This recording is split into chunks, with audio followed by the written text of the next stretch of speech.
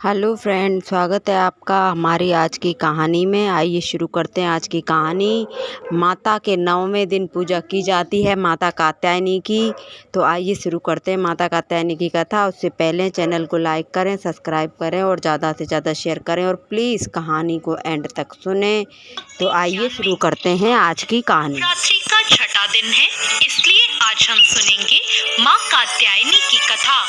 इस दिन माँ दुर्गा के कात्यायनी रूप की पूजा की जाती है। कहा जाता है कि माँ कात्यायनी की पूजा करने से व्यक्ति को अपनी सभी इंद्रियों को वश में करने की शक्ति प्राप्त होती है। धर्मशास्त्रों के अनुसार माँ कात्यायनी ने ऋषि कात्यायन के घर पुत्री के रूप में जन्म लिया था। इसी कारण माता का नाम कात्यायनी पड़ा। देवी माँ के इसी स्वरूप ने महिषासुर नाम के दानव का वध किया था, इसलिए माँ कात्यायनी को महिषासुर मर्दानी के नाम से भी जाना जाता है।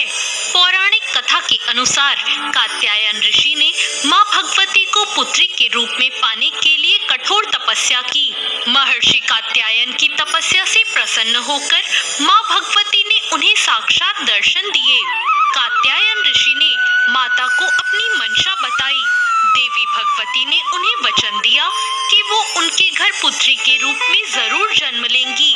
और फिर जब तीनों लोक पर महिषासुर नामक दैत्य का अत्याचार बढ़ गया और सभी देवी देवता उससे परेशान हो गए, तब त्रिदेव ब्रह्मा, विष्णु और महेश जी के तेज से माता ने महर्षि कात्यायन के घर जन्म लिया।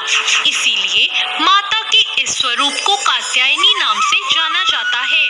माता के जन्म के बाद कात्यायन ऋषि ने सप्तमी, अष्टमी और नवमी तीनों दिन तक माँ कात्यायनी की विधिवत पूजा अर्चना की। इसके बाद माँ कात्यायनी ने दशमी के दिन महिषासुर नामक दैत्य का वध करके तीनों लोकों से उसके अत्याचार को खत्म कर दिया। माता कात्यायनी का शरीर सोने की तरह सुनहरा और चमकदार है। ये सिंह की सवारी करती हैं और इनकी 4 भुजाएं हैं। माँ कात्यायनी के एक हाथ में तलवार और दूसरे में अपना प्रिय पुष्प कमल लिया हुआ है। उनके अन्य 2 हाथ वर मुद्रा और अभय मुद्रा में हैं। माता कात्यायनी की पूजा करने के लिए सुबह जल्दी उठ जाएं और स्नान आदि करके नित्य कर्मों से निवृत्त हो जाएं। फिर देवी की तस्वीर या मूर्ति को एक चौकी पर स्थापित कर दें। एक हाथ में पुष्प लें और माँ के मंत्रों का जाप करें। इसके बाद फूल को माँ के चरणों में चढ़ाएं। देवी को लाल वस्त्र, 3 हल्दी की गांठें, पीले फूल और फल आदि अर्पित करें। माँ कात्यायनी को शहद का भोग लगाएं। इससे माँ कात्यायनी प्रसन्न हो जाती हैं। इसके बाद दुर्गा चालीसा का पाठ करें। माँ के मंत्रों का जाप करें, उनकी स्तुति करें।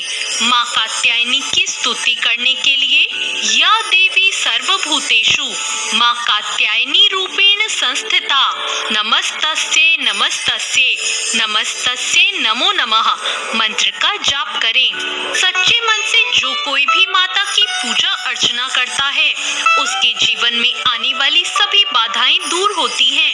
माँ को सुगंधित पुष्प अर्पित करने से शीघ्र विवाह योग बनते हैं और साथ ही प्रेम संबंधी बाधाएं भी दूर हो जाती हैं।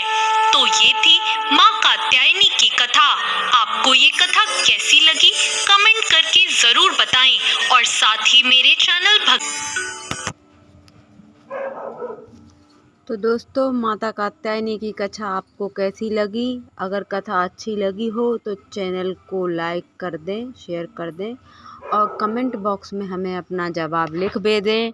तो बोलें जय माता की, माता रानी की जय, ऊंचे दरबार की जय, सांचे दरबार की जय। बोलो जय जय माता की, जय माता की। तो अब हम आपसे फिर कल मिलते हैं माता के 7वें दिन की कथा को लेकर, लेकिन इससे पहले बोलो जय माता रानी की।